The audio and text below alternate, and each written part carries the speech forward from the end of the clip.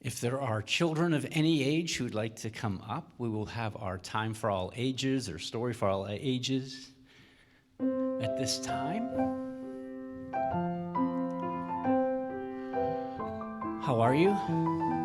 Good. Somebody's giving out lollipops here. I don't know. So before I start with the story, I wonder if any of you know how many are in a dozen of something, okay?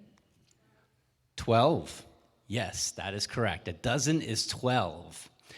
Have you ever heard of a baker's dozen? No? You have?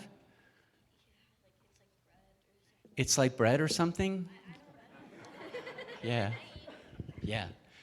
So, anybody out there know how many are in a baker's dozen? 13. 13. It's one extra, one more than a dozen. Okay? Think about that. I'm gonna refer to that later, okay? So I don't want anybody asking me, hey, what's a baker's dozen? Okay? So, once upon a time there was a man, he had no family, very little money. He had no job. He was struggling. He lived in a very small room, barely enough just to put his mattress down.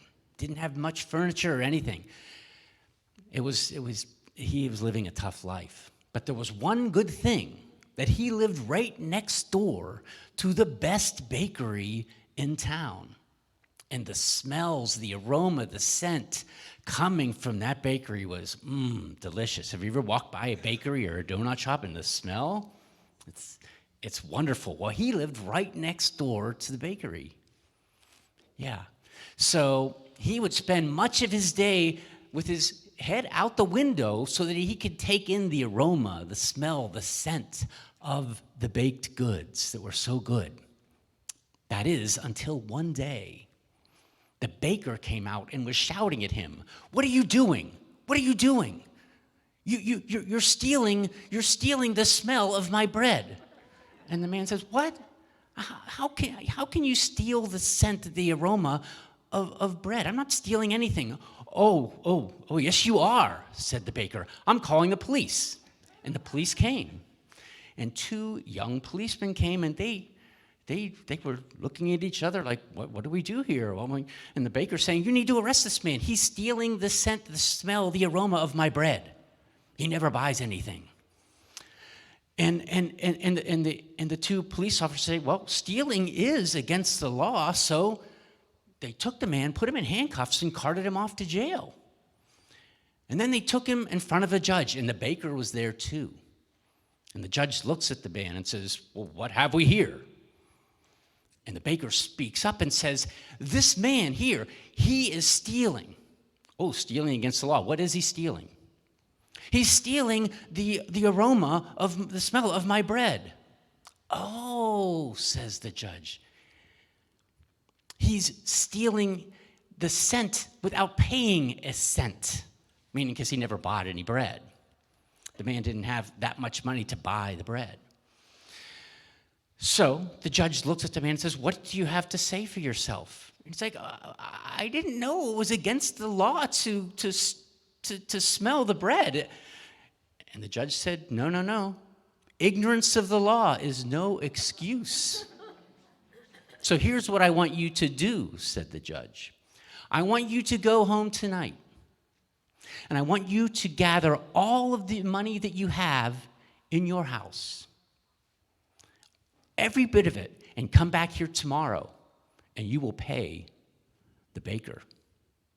And the baker, big smile on his face. And the man went home, and he was very upset, but he did what the judge says. He went home and swept his floor and got every piece of money that he had out of the cushions and underneath the mattress. He brought it the next day. He brought it the next day, and the judge says, "Hey, did you bring the money?" "Yes, here it is." He had it in a bag like this. He gave it to the judge.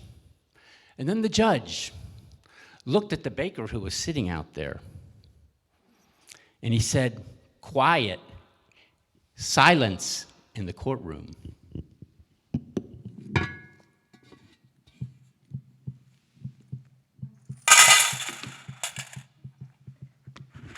And the judge looked at the baker and said, "Did you hear that?" "Yes, I did," said the baker.